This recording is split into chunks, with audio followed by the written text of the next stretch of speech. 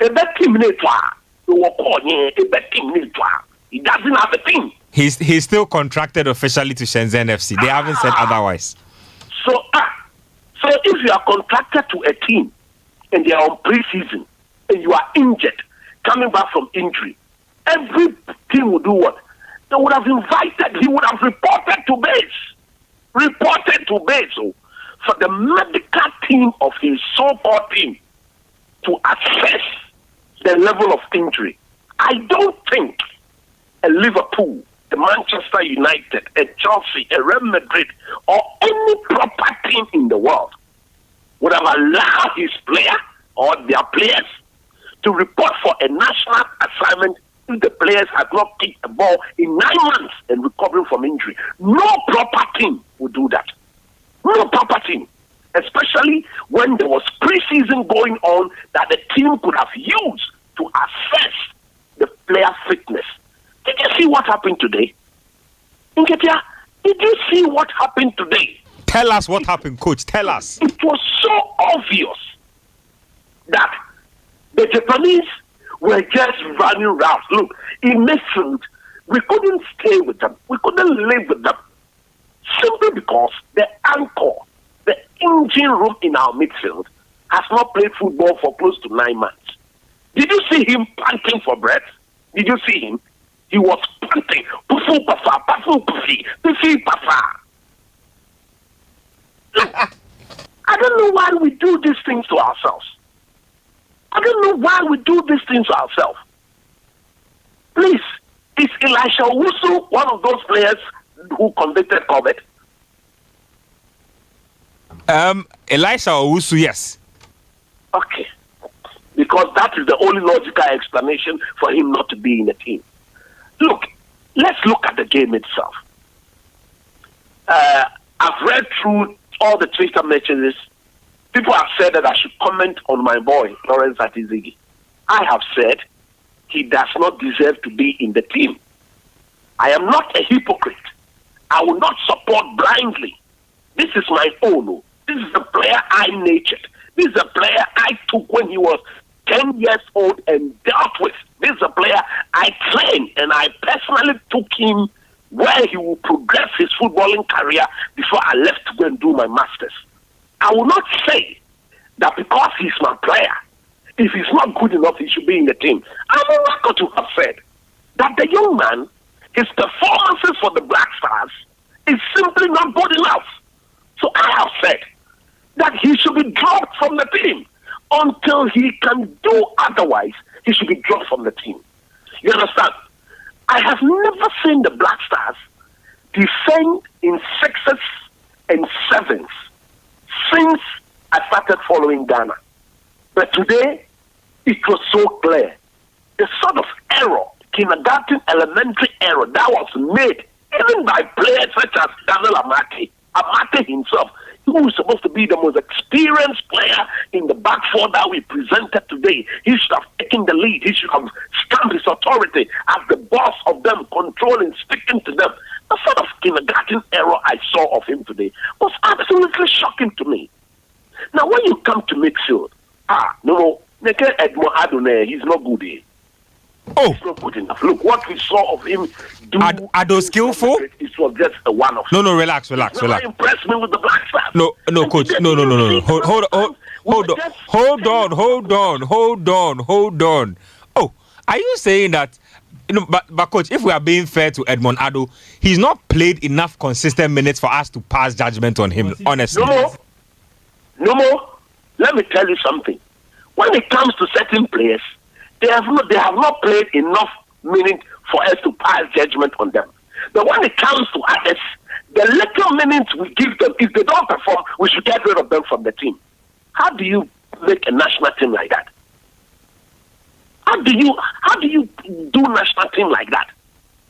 Look, in midfield, if you have a player on such a turf who couldn't control and pass, receive, control and do the basic 10 yards, 15 yards, 20 yards, 30 yards, occasionally 60, 70 yards passes, he's got no business being in the team.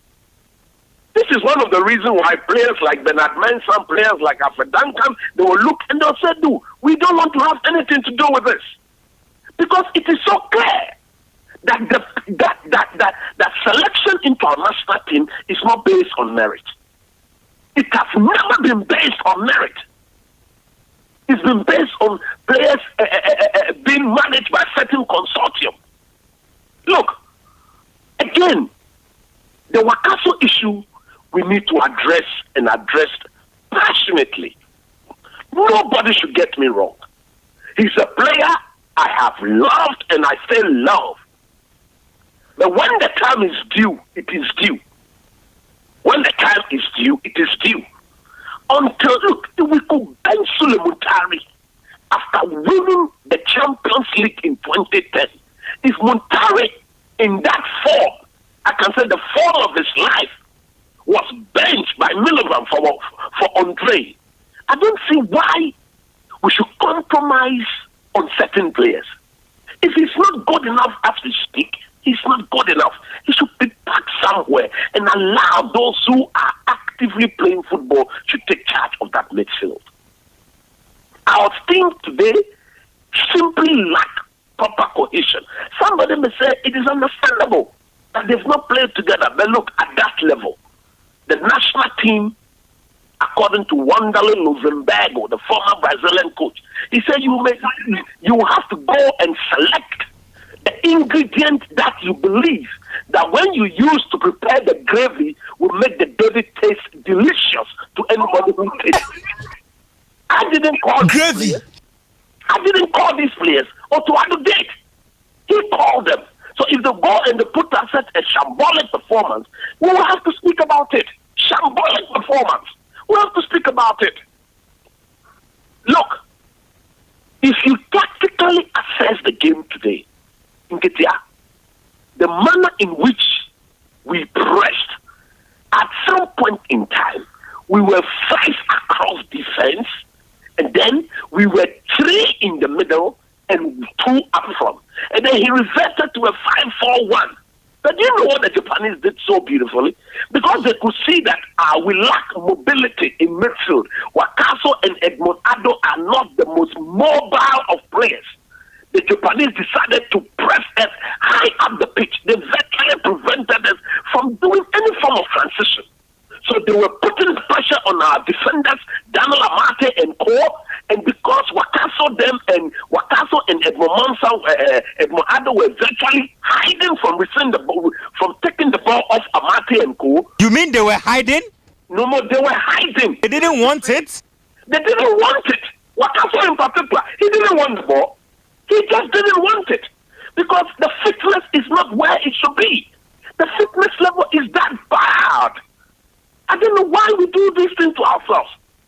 I have said that from now on, we will be overly critical of our team going to the World Cup.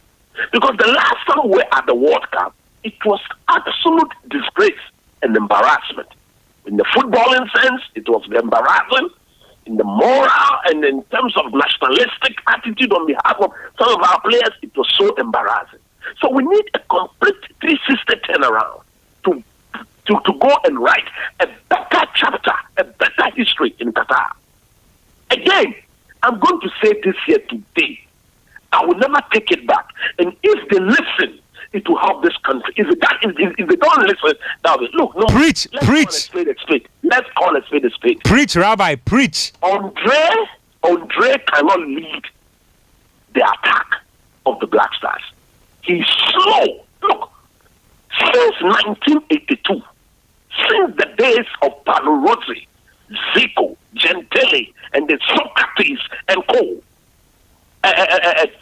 Marco Tardelli and Co. When Italy won the World Cup in 82. Nketia, go back to the intensity and the speed and power with which the World Cup has been played year after year. Those 3 things I've mentioned, the intensity, the power, and the speed, they have gotten better and they have increased every World Cup year. Did you see the speed and the pressing speed with which the Japanese play today, I've been watching the nation leagues of the European teams. Have you seen the speed and the intensity with which they are playing? Clearly, our captain cannot lead the Black Stars attack going into the World Cup.